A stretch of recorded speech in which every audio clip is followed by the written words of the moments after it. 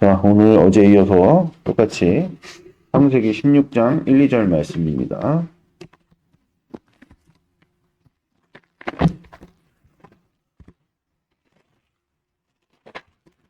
같이 읽겠습니다.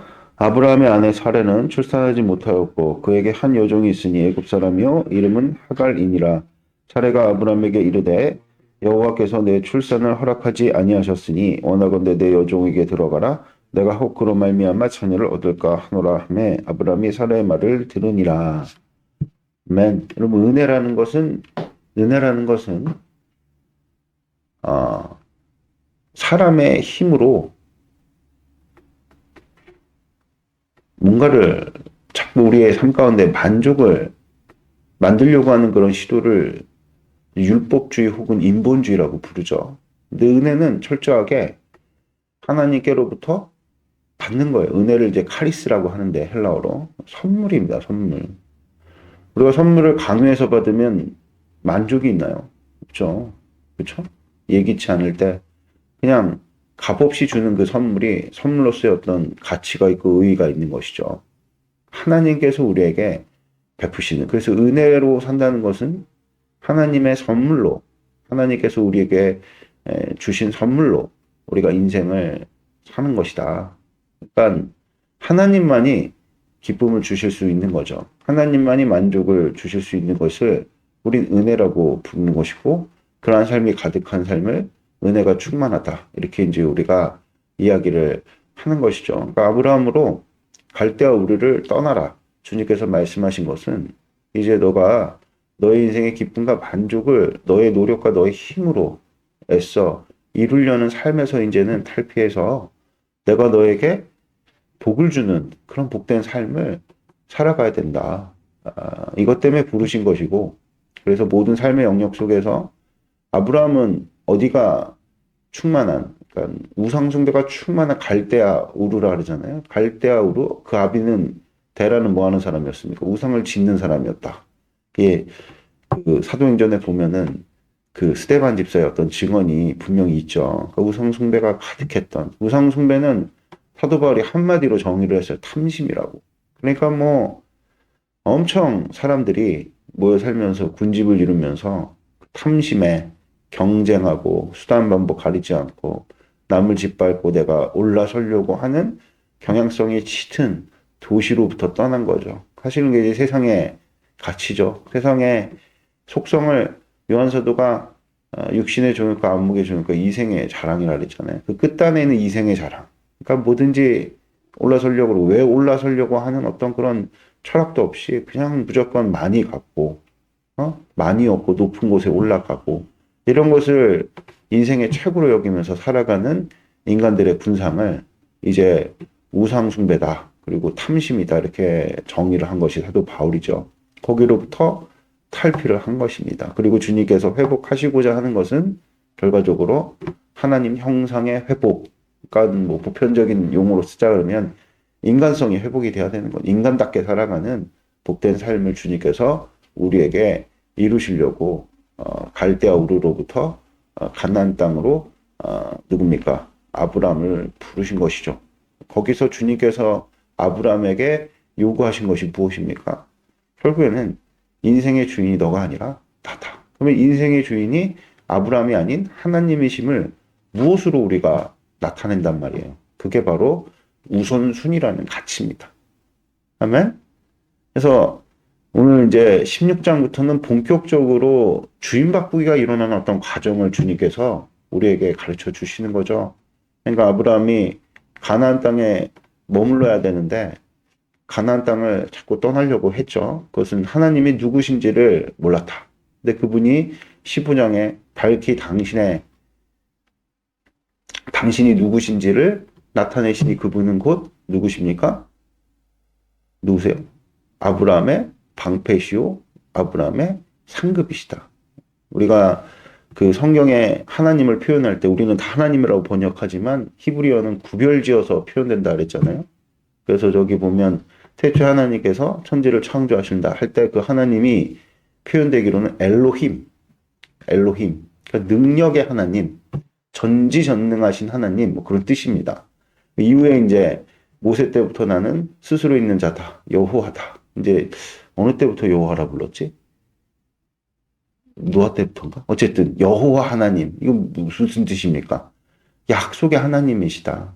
여기에 그러니까 하나님의 이름에 하나님이 누구신지를 분명하게 나타내시는 것이죠. 하나님은 누구십니까? 전능하신 하나님이시요.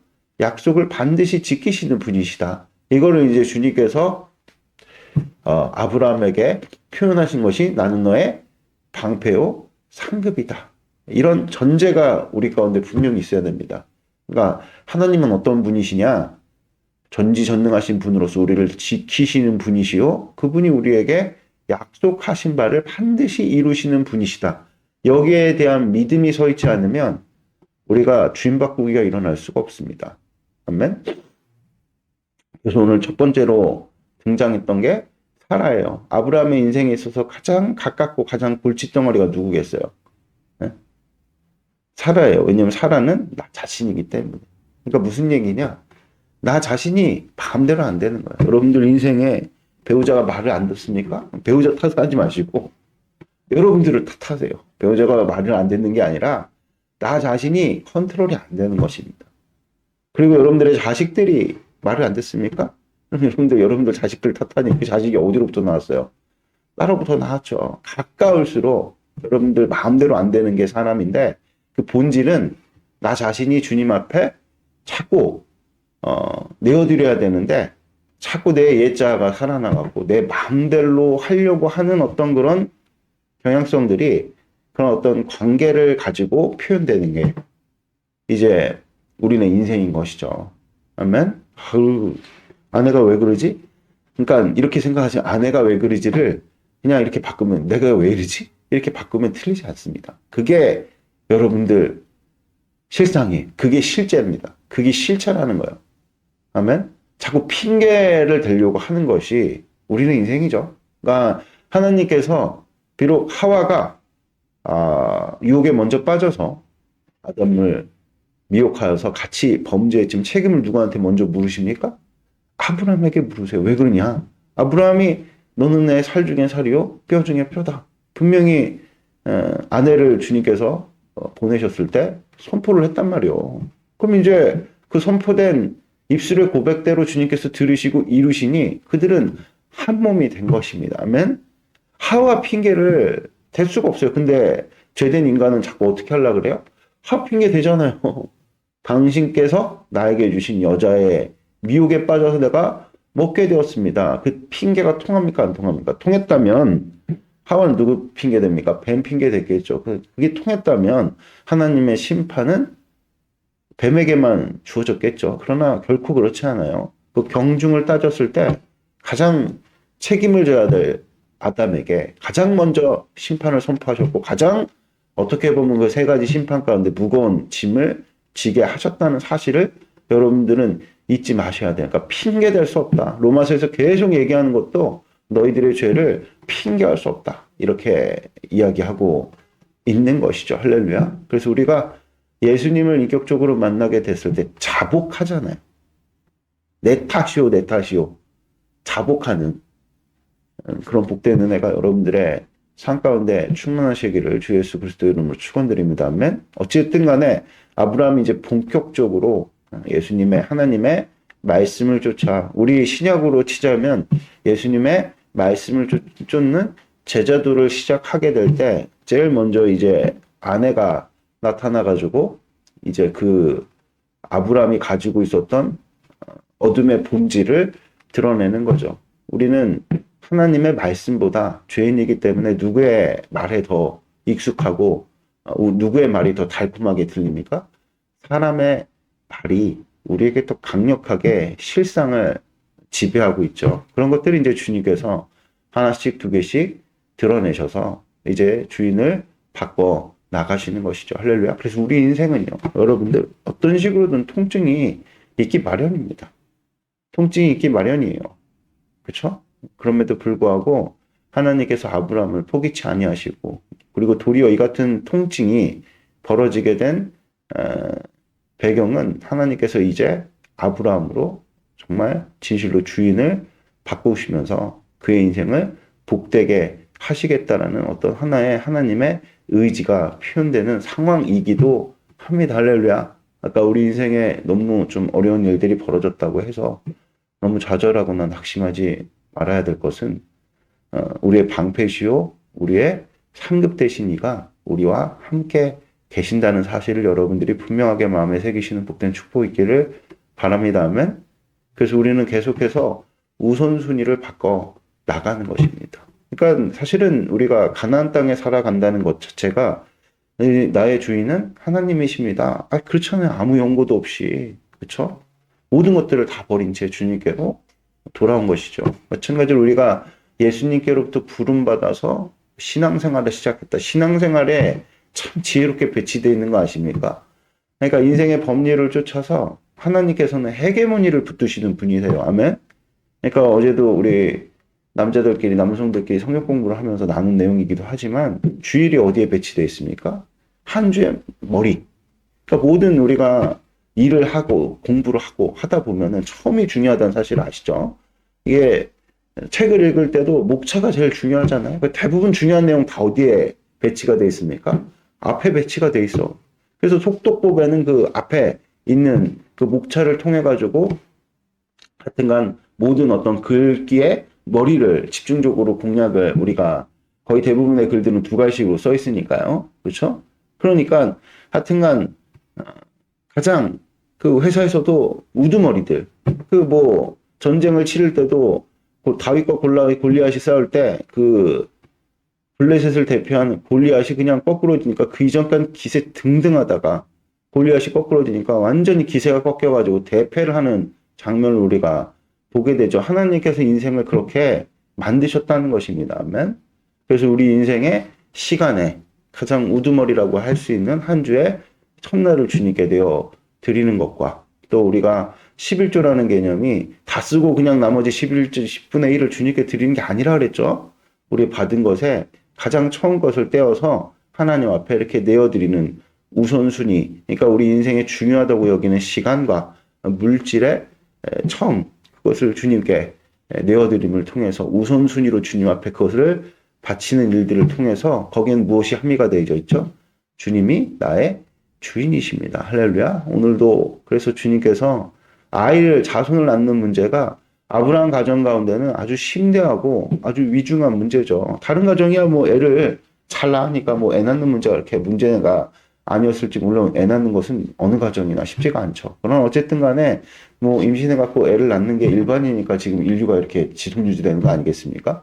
근데 아브라함 집안에는 애를 낳는 문제가 굉장히 어려워서 소중한 문제였고 굉장히 답답한 문제였고 아브라함에게 있어서는 하여간에 이거 하나만 해결되면은 좋겠다 할 만한 인생의 하여튼간 고난과도 같은 그런 문제였을진데 당연히 여러분들 그 문제를 해결하는 해법에 우선순위를 누구에게 둬야 됩니까? 아버지께 둬야 되는 게 맞는 것이죠. 그렇죠? 그런데 계속해서 이런 내용들이 도전을 받게 되는데 우리 인생에 있어서 가장 중요한 문제를 하나님께 내어드려야 되는데 참 공교롭게도 많은 사람들이 그렇지 못한 경우들이 많이 있어요. 그래서 신앙생활을 율법적으로 인식해서 그냥 뭐 11조 드리고 헌물 드리고 뭐 주일 성수하고 그러면 신앙생활이 다 내가 할 수 있는 것들을 하는 것이지. 그 외형으로 볼 때는 훌륭한 크리스찬들인데 하나님께서는 그걸로 만족하실 분이 아니시죠. 하면 정말로 우리 인생의 주인, 우리 인생에 앞으로 이렇게 살아가면서 결정해야 되는 수많은 그런 어떤 선택에 있어서 주님께서 실제 개입하셔서 영향력을 행사하시고 방향을 결정하고 싶으신 것이 우리 주님이실진데, 아멘. 여러분들 그래야 우리가 예수님이 우리의 주인입니다 라는 말이 성립이 될 거 아니겠어요? 그러면 그것이 주님께서 우리에게 왕노릇 하시기 위해서 주인 놀이 하시고 왕놀이 이런 걸 하시기 위해서 그러면은 주님께서 개입하시는 것이냐? 그게 아니죠. 우리 인생의 여러 가지 저주스러운 일들이나 어그러진 일들이 다 누가 운전대를 잡아갖고 버린 결과입니까? 내가 운전대 잡아가지고 깜냥도 안 되는데 우리도 하고 회사라든지 어떤 조직이라든지 나라 이제 곧 있으면 나라의 대표인 300인의 국회의원을 뽑는 총선이 이제 얼마 남지 않았잖아요. 잘 뽑아야 됩니다. 그런데 우리가 늘 생각하는 게 아쉬운 게 아니 그 어떤 공동체 수장이라고 뽑아놨는데 일을 제대로 하지도 못하고 방향 설정도 못하고 계속해서 뭐 하여튼간 이 재량이 부족해가지고 그 지도자로서의 역량을 발휘하지 못하면 공동체의 손실이죠. 그렇죠? 그러니까 우리가 하나님을 떠나서 범죄의 결과가 무엇이냐면 하나님처럼 되겠다. 그러니까 내 인생을 한번 내가 주인이 돼갖고 잘 관장을 해보겠다. 대부분 많은 사람이 실패를 하죠. 아니, 모든 사람들이 실패. 그 실패를 보여주는 가장 상징적인 우리 삶 가운데 필연적으로 피할 수 없는 시간이 무엇입니까? 죽음이 죽음. 그렇죠? 그러니까 인간이 하나님처럼 되었다면 영생을 해야겠죠, 당연히. 그렇죠?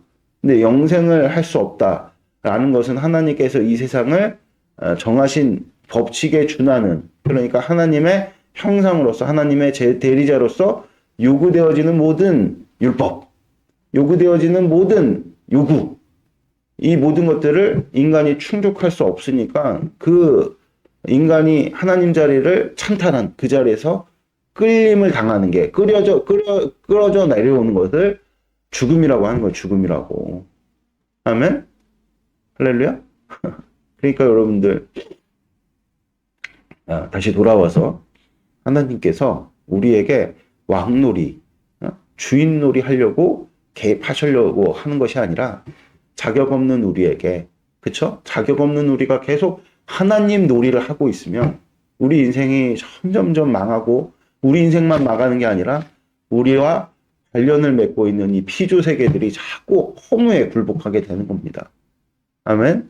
그러니까 나만 힘들어지는 게 아니라 나를 위시해서 모든 사람들과 모든 사물들과 모든 피조물들이 같이 힘들어지는 거죠. 나에게 주신 그 위수지역 가운데 하나님의 통치가 임하여서 하나님의 은혜가 흘러가서 정말 아름답게 조화를 이루면서 하나님 앞에 그 자체로 영광이 돼야 될진데, 여러분 우리는 아름다운 인생 살아야 됩니다. 할렐루야. 그게 하나님 앞에 인생일진데 그 아름다운 인생을 사람의 힘으로 만들어낼 수가 없다는 것입니다. 이것을 오늘 창세기 16장 1, 2절에서 주님께서 이 사라가 유혹하는 그런 일들로 말미암아 우리에게 강력하게 경고하고 있는 것입니다. 베드로 사도가 복음을 이렇게 증거하다가 공에 붙들려 가지고 너희들이 예수의 이름으로 말하는 것만 금하면 풀어주겠다. 그럴 때 아주 유명한 고백을 했죠.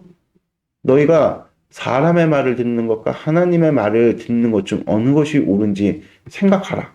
그리고 딱 잘라 거부하여서 어떻게 해볼 도리가 없어 그냥 풀어져 버려서 정말 풀림을 당한 베드로와 요한 사도가 기뻐하면서 하나님 앞에 영광을 올려드리는 장면이 나오고 있죠.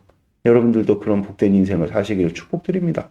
오늘 하루도 여러분들 근심하고 걱정하는 문제, 그게 중요하다는 것이거든요.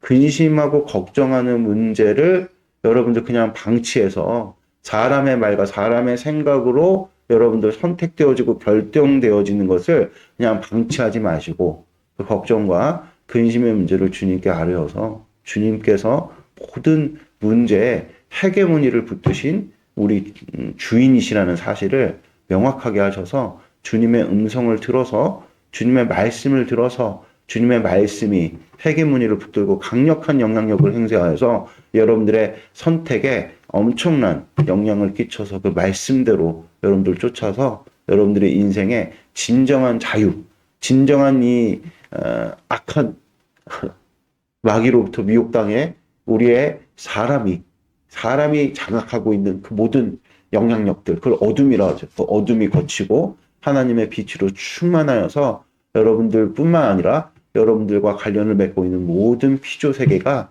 하나님의 아들들이 나타나길 고대한다 그러잖아요.